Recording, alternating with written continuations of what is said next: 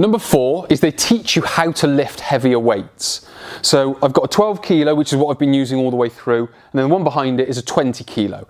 So what I'm going to do is I'm going to do the exercise that I did previously where I passed it around the back and lift it up to the shoulder. So with a 12, again, I can pass it around and I can bring it up to the shoulder. So I can pulse, I've got all of it moving around. Now 12 kilo, if I try and lift a 12 kilo just from here, it's kind of hard. Now if I then pick up a 20, I'm not going to be able to just lift that up to my shoulder. So what it helps us do is learn about how to use momentum. Now a lot of exercise tries to take out momentum. Again, that's the bodybuilding philosophy. Take out momentum, train the muscles. But we've got other tissues in the body. We've got tendons and we've got fascia as well.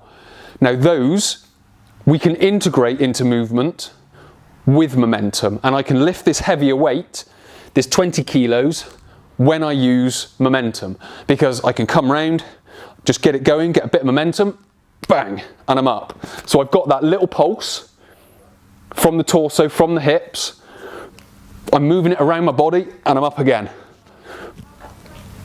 And I'm up again.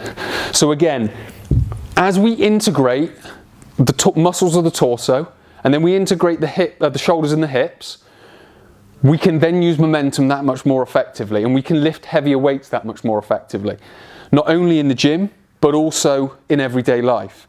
So we become stronger without becoming stronger, if that makes sense. And that's very important when it comes to training with kettlebells, is we need to use the right weight. So many times do I see people moving around with 4 kilo kettlebells. It's not doing anything. You need a weight in your hands where it forces you to hold the position.